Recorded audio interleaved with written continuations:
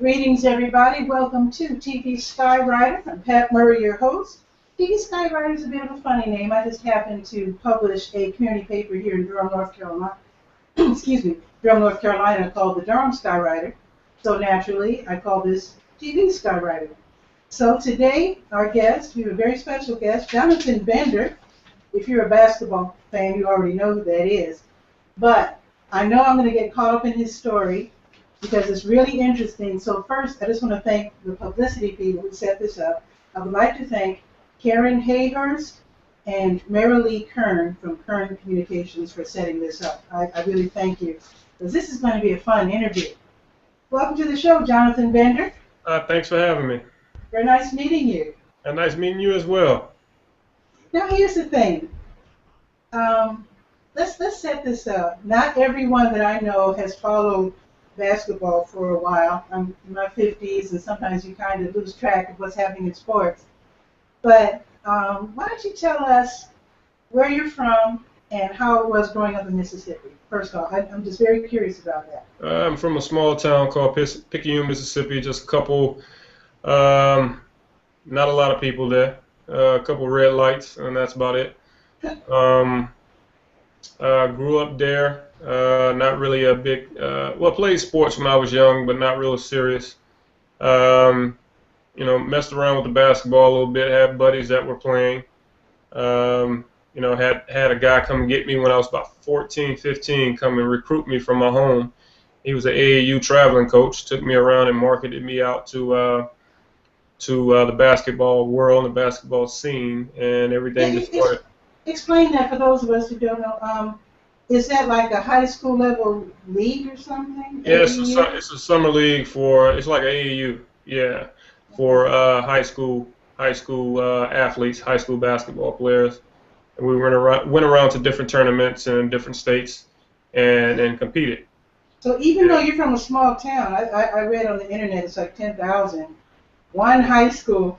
So even though you're from a small town, I mean, they actually pay attention while recruiting young athletes.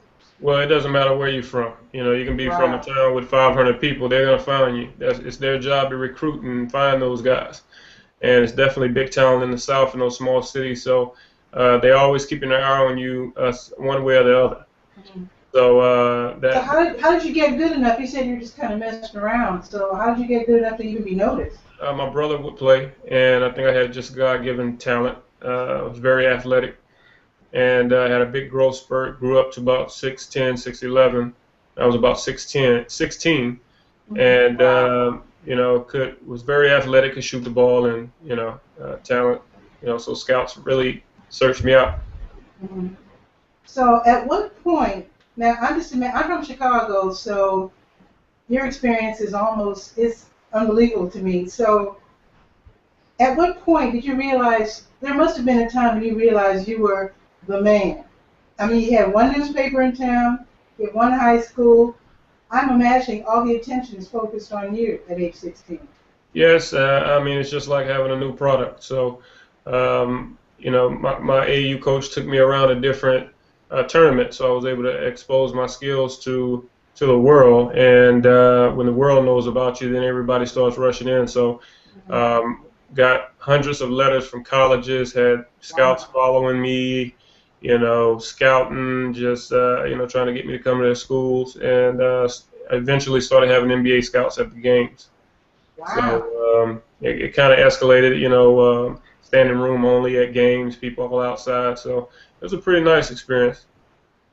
At any time, did your classmates, I just want to know how you were treated. Was there any jealousy, or was everybody just starstruck because you're in a small town, everybody's flocking to Picayune, Mississippi? What did it feel like? Well, really, I put the city on the map, so they were really appreciative. I was able to get our school deals, sponsorship deals with like Adidas and companies like that, and they were just appreciative for the attention that came with it. So I think it was able to help the city as well. I never thought of it that way. I mean, I just didn't know. That's very interesting. So what caused you to make that decision to go pro? Because I understand you leaped straight from high school to the NBA, which Uh-huh. I don't think too many people have done that recently, right? Right. It's very unusual. Yeah, but I would say right about the 11th grade, we made it a goal because we started getting information from league scouts that they had their eye on me. So I just wanted to make sure I trained and make sure the product was NBA ready. And during the 12th grade in my senior year, we started hearing top 10, top 10, top 10, and when the media gets a hold of something, they run with it. Does that mean one of the top 10 athletes in high school in the whole top 10 country? pick, top 10 pick. I was the number one in the country. Man. Yeah, but I was started being projected as a top 10 NBA pick.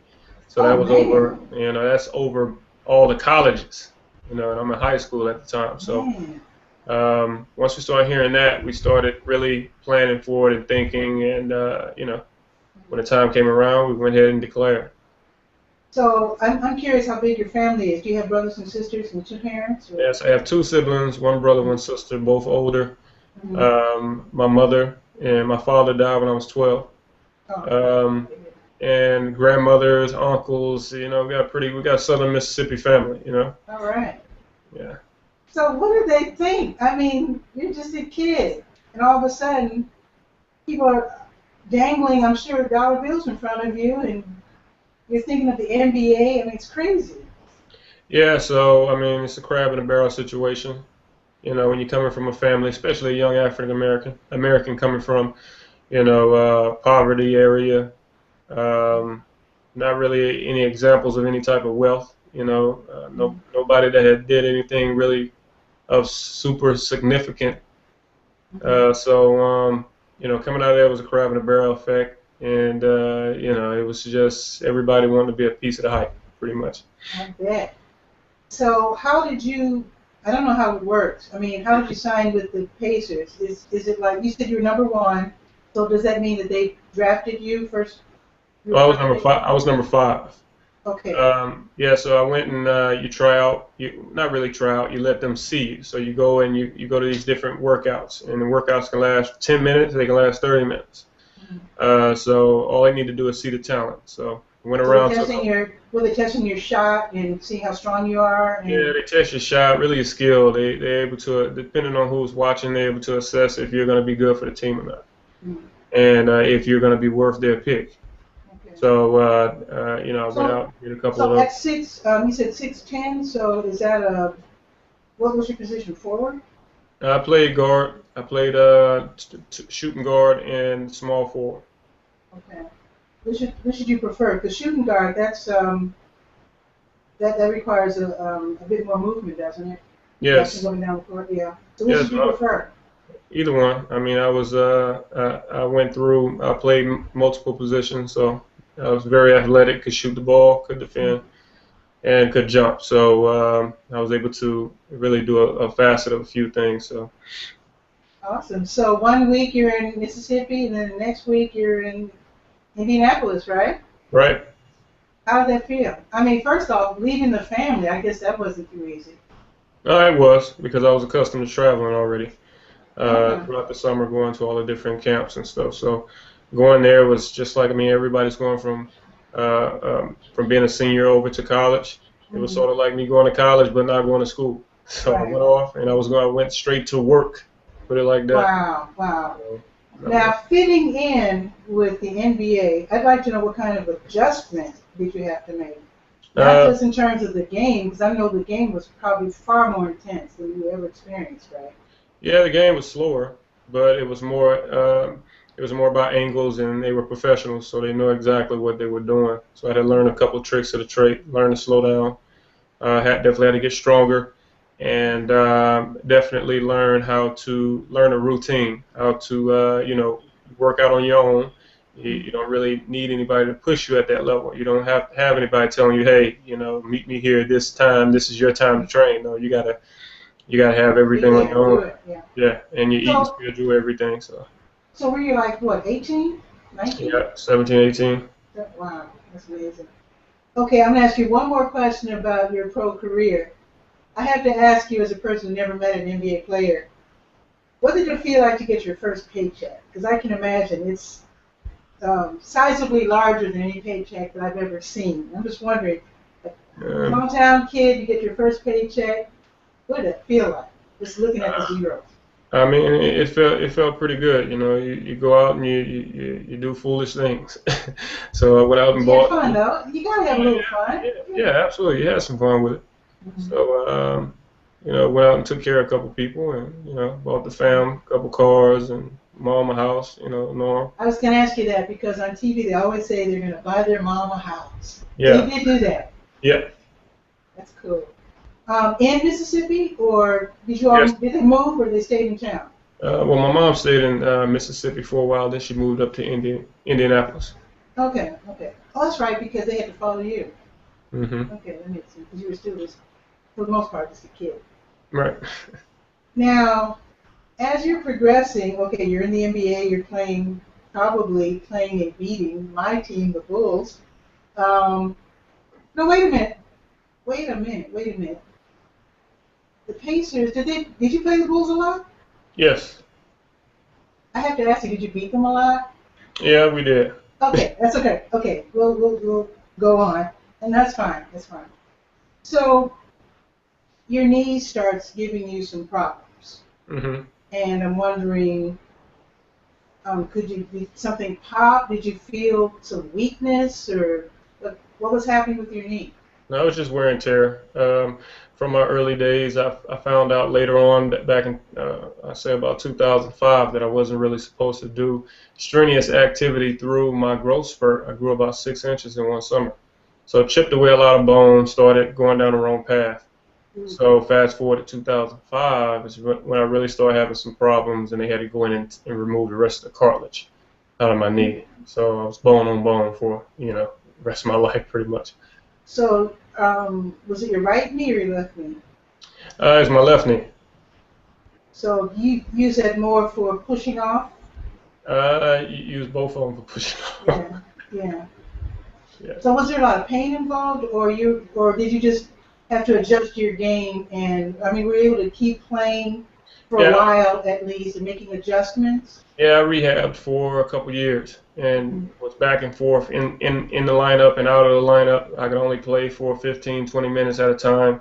So, it was a lot of setbacks there. I think the mental part of it really wore me down as well as the physical part. And that's when we When you say the decided to mental walk part, what away. do you mean? You mean just trying to you Yeah, mean yeah. worrying what's going to happen to you? Well, no, it's a job. I mean, it's a job, so you got people in line waiting to take your place. And Oh, you're looking at a scenario where the coach, he's like the boss, so he's looking at you like, okay, I don't want you to hurt yourself, but you need to get out here. Somebody else going to take your spot. That's what it's like. So, and being away from the team, I used to go out to Boston and stay there for 3 weeks at a time. mhm. So, being away from your teammates and just, sort of in a space by yourself. I understand. So as you just said that you had this huge growth spurt. Is this true for many basketball players? I know a lot of them just shoot up during their teen years. Hmm. Um, does that happen to a lot of players who have growth Yes, spurts? yes, I think it does. So do you think there should be a change in how they train then? Maybe how So they they train. don't. Yes, how they train at a younger age. I think it should be managed a little differently. But coming from a small town like Picayune is tough because our coach was everything. He was a ball boy, the water boy, the bus driver, the trainer, the coach. Yeah. So Mhm. So what did you do? I mean, you had to drop out for a while. yeah, I walked away from it. Didn't think about it. I touched a ball for about a year, Mhm. and my mind had switched. More on the business side at that point. More of the entrepreneur bug caught me around that time. So what had you come up with?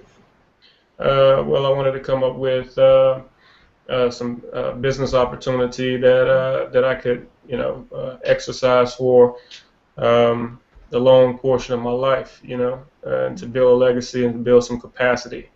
And through God's other gift to me, which is my creativity, I was able to develop an apparatus to help rehab my knee back to playing shape. Mhm. What does it consist of? I'm guessing something based on like a giant rubber band type. Well, it's a apparatus that it's actually wearable, and our main customer, our target customer, is more the older people, older group with hip problems, lower back problems, and knee problems. And what it does is it relieves the pressure off the lower extremity, and it redirects that pressure to the muscles, to the glutes, the quads, the hamstrings, the calf muscles, the core, the muscles that you need to keep your body strong and to protect your joints. So it's not a workout device. It's instead an aid that you actually wear all day. It's more of a rehab device for people in pain. Absolutely. Okay. So did it work on you first? You had to try it out first, or? Absolutely. Well, wait a minute. Let me ask you though.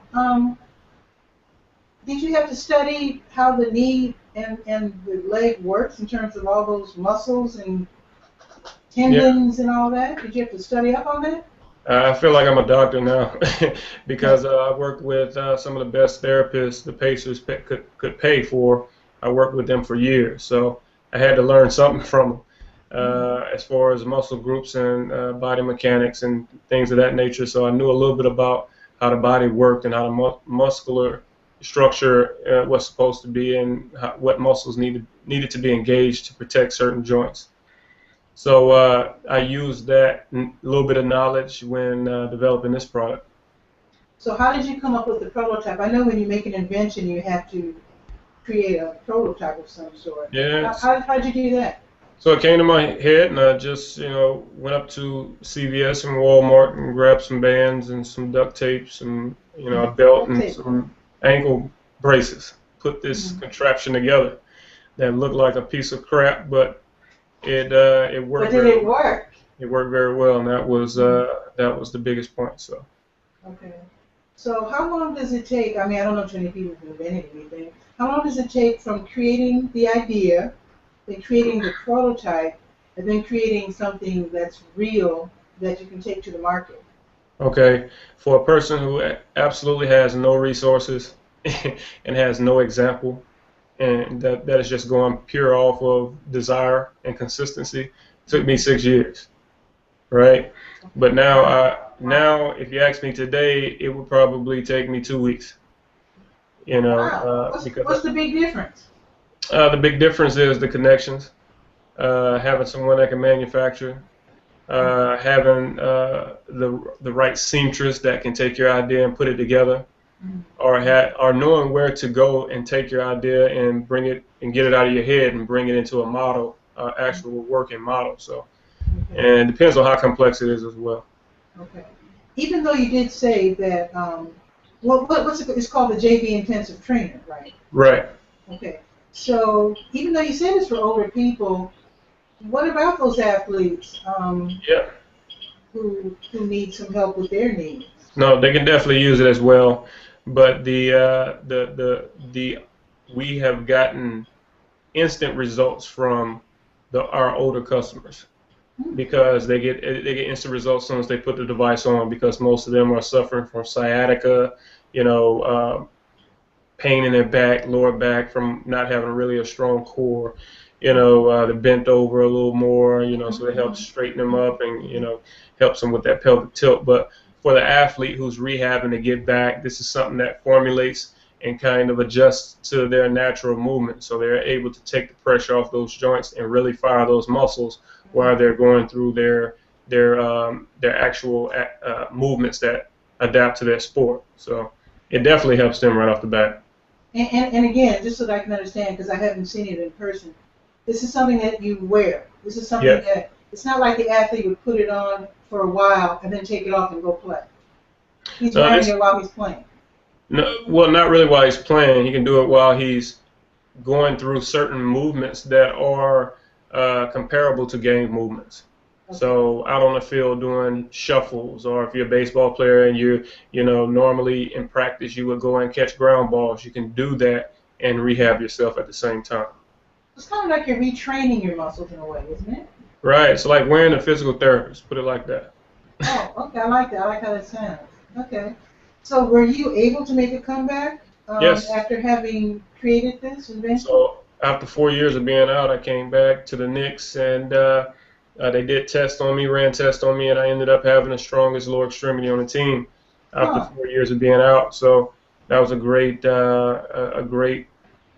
point and a great time for me as well, as for wanting to prove to myself that not only I could get back, but I created something that helped me get back. So I'm wondering if all the trainers are clamoring for this device. I mean, who is what's the greatest number of people who are looking for this device, as far as you know personally? Well, it's more of the we get athletes. Like I said, our target market is a lot of the baby boomers because of their medical conditions, and they're seeing the results right away. We get some trainers and things of that nature, but like I said, it's more of a medical component to it. So more injured players, and things of that nature. So it'd be more physical therapists. So what have you found at a medical supply store? We are in partnership with Relax the Back here in Houston. So if you know Relax the Back, that is a place to go and get items for your back, for back pain. So they deal strictly with the doctors and hospitals and whatnot. So can people go online to Relax the Back and get one? They can go online to jbintensive.com. If they want to actually try it and put it on, they can go in the Relax the Back store. JBIntensive.com. Do you happen to have one right there that you can hold up? Actually, I don't. I don't have one here with me. But. Okay. Well, I'm sure it's. Well, actually, I saw your website, and okay. And I know you have a video and all that. So if people are really curious, they can go. Absolutely. And check it out. Just go to jbintensive.com. Right. So what's in your future? In my future is business building. I'm on a learning phase right now. I want to learn everything about building a business and taking products and services to market, and getting to the point where I can be a big player in that game and help others get there as well for long-term wealth building and capacity building. And that's what I'm about. There's two more things I want to ask you about. Okay. So number one, I want to ask you about the Jonathan Bender Foundation. Okay. Yeah, so what we're doing with that is we're actually doing health clinics where we teach people about health and consistency. And we've got a lot of people out here that want to work out, seasonal. They work out for 2 months and shut it down for the rest of the year. These are non-athletes, just people in general. Yeah. People in general, and we show them, we bring in chefs to show them how to cook healthy meals with just normal, everyday items they have around the house. Just helping them get information about being healthy overall. And also we're doing some choices, something I call the Choices Clinic, where we do life skills along with basketball. Nice. So is that only where you're living now, or have you gone from city to city? Right now we're in Houston, but we're looking to branch out as well. Nice. So is there a separate website for the foundation? Yes, you go to thejonathanbenderfoundation.org, and you can get information there, as well as jonathanbender.com. Okay. Now the last thing I want to ask you, I think I saw this on your website, where 60% of NBA players go broke within a few years after they retire. So I'm just kind of wondering about that. It sounds like they're not using a lot of the skills that they might not even realize that they have in terms of leadership, and like you said, you found your creativity in a good way. What's up with that? 60% going broke. Well, it's tough because most people who win a lottery go broke soon after. That doesn't mean you have the financial skill or wherewithal to handle that amount of money. And it's not passive income; it's employee income, which is the highest tax. And most of these guys are living check to check, just like a normal. Really? Because they're making so much. I guess, yeah. Yeah, but if you look at a person who works at Walmart, they're making their amount and they're living. A lot of them are living check to check. They take a little amount for their expenses and they use the rest to buy groceries and things of that nature. Exactly. But these guys are living, based on the amount they're getting paid. You make $100,000, the bills may be $80,000. You never know. So it's not a wealth, it's not really a wealth system. It's more of a high-paid employee, and I think that's where the trickery comes in at, because it's really blown out of proportion, to tell you the truth, by the media. Because I mean, if you look at a doctor and you say, "Hey, doc," he's been trained to be a doctor his whole life. You say, "Doc, you're done next week, next Tuesday at 3 o'clock. You're done. You can't be a doc anymore." Mm-hmm. Well, if he doesn't have any financial, stability or information or knowledge or an example in his family that can help him, he's going to go down the same path. Wow. So I would say, guys have to definitely pick up another talent or another skill, Mm-hmm. or go get a job. One of the two. And that's or they need to really learn how to manage that money, because even if you're making $25,000 a year, that doesn't sound like a whole lot, but you still have to manage it. And the reason why I'm bringing this up is because it's not really to talk about the athletes. It's to talk about anyone who's successful. I used to watch basketball a lot, and it used to really bug me when they would just talk about how the athletes were, were talented or gifted, and they didn't make it sound as if they did any work whatsoever. Mm-hmm. And I know you guys have to have a really powerful work ethic just to make it, just to make it that far. Right. Am I right? Yeah. I mean, it's working out. So, I mean, if you look at the business world, that's a whole different sport, right? That's a sport as well. It's competition. Okay. What we're doing physical competition, which our intellectual property has a shelf life, which it could be 2 years, it could be a year, it could be 10 years, you never know. Mm-hmm. But we've been working all our life on that intellectual property, and it has a shelf life, so when it's done, it falls off. Mm-hmm. So if we can take that same mentality in the business world, and using our ability to be a walking billboard as free marketing, I think we could take this thing to a whole nother level. I got you. Is it possible while you're an athlete to have something on the side? And the reason I'm asking that is because my brother-in-law was reading about, I think they're called the Jones Boys. They were the first, in Chicago at least, they were, I guess you call them entrepreneurs. They were African-American guys who set up the first lottery, the illegal lottery. What they did, they made a lot of money, all right? Uh-huh. But what they did with that money, instead of living large, they set up all of these neighborhood businesses, Mm-hmm. barbershops, stores. In fact, there's like one left in Chicago. There's a cab company that still exists from that 1930s, 1940s era. But what these guys did, they set up all their friends and family in businesses. Mm-hmm. And like I said, they're long gone. And one of the businesses still exists, and most of them lasted for decades. Can athletes do that? On the side, they're starting a little something that can grow as their career continues? I think it's tough, because once you're getting paid that much money, you have to be 130% involved in what you're doing, right? When you're starting something outside and when you're building a business, you got to be in it 100% from the ground up. Now, you can hire somebody to do it. How come though? How come? Because you got to think about it. Off season is not off season. Training is our work. That's what we do. So if you're getting up in the morning and you have to train, my training was from 4 to 9 in the morning. Gee. And then I wanted to go play golf. I didn't want to go back to work on something else. I wanted to play golf. I wanted to relax, eat, and get ready to go to sleep, and wake up again and do it again, to try to be better, to go and get more money in your job, right? Okay. But and you look at some of these other guys that are successful in business, they're doing that same schedule, but they're focusing on their business. You see what I'm saying? We're focusing on intellectual property. They're focusing on a business. So it's tough to separate. It's tough to be in both. It's just tough. Yeah. Because you got to give. Understand, because see, when you're watching sports on TV, you get the impression, like I said, the sports announcers are talking about.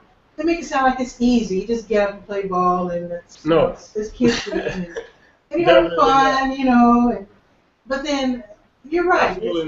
It's a business and it's a job, and even though we might think it's just a bunch of guys playing a kids game, Mm-hmm. I guess it's dead serious. Yeah, After you reach a certain level. I'm going to help you. I'm going to give you an example of a normal day of training. It Okay. can go from, as early as 4, 6 in the morning. You're going to go to the track and get at least 2 hours in. After the track, you're going to go to the weight room and get you at least an hour in. After that, you're going to go to the court and get your court workout in. That's about 2 hours, hour and a half. So you're probably done at, maybe 11 in the morning. You got to go grab lunch. Then most of the time you're getting a massage because your body is beat up. You got to get hydrated. You got to make sure you got your nutrition in. You got to stretch. Then you got to get ready to actually go play the sport that evening. So you're going and play Wait a games. minute. This is on game day? No, this is On game day, you're no, getting. this is an off-season day. That's the oh my goodness. Yeah, this is an off-season day. That's what I'm saying. You think we have time in the off-season, but guys are working. Oh, okay. Wow. So, but during the actual season, you may have at any time, 10 to 20 plays to learn, to remember, to know. You have to keep your body in shape. You got traveling every day. You're flying from one city to the next, and you got a lot of maintenance on that body. Especially trying to protect yourself from getting injured. And you have the thought process of, trying to stay in front of everybody else. You got a college kid coming in next year to take your place. So I guess there is no time to open that factory or barber shop or grocery store. I would say all that. It is, but it's not. Put it like that. I see. Yeah. Wow. And most guys will try to get someone else to do it for them, which doesn't pan out too well. Not if you can't really trust them, or if they don't have that same work ethic you have. Right.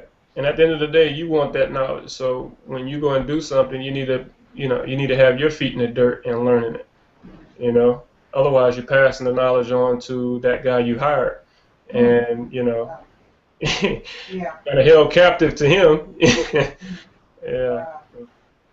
So you're an entrepreneur now. Do you attack your day the same way? How do you keep yourself in business shape? What do you do? Read a lot? I read a lot, study a lot of guys, study the guys who I, kind of want to be like, read up on them and try to do what they do, try to be innovative. With e-commerce now, the sky's the limit. There's no cap on what we can do. Right. And try to bring services and products to the world that are helpful and build something lasting, like you said, those guys in Chicago. Through enterprises and building businesses to be here long after you go. In the athletic world, we just get money, and money is not enough, And most of the time, when you give it to someone, you're hurting them more than you're helping them. You're giving them something with no direction. Oh, I see what you mean. Absolutely. If I turn around, if I gave you $100,000 right now and no direction, no instructions, you're just gonna throw it away. And that's what. If you didn't work for it, this might not mean as much. Right. Right, and if you don't know what to do with it, you're going to go out and take chances and, just gamble it away, pretty much. So being able to go through the fire and understand what you're doing and come back and help, family members and the next generation with their ideas and help them get to a point where they want to be, I think that's the biggest reward, That's great. Now, I did want to ask you, I said that was the last question, but I do have one more.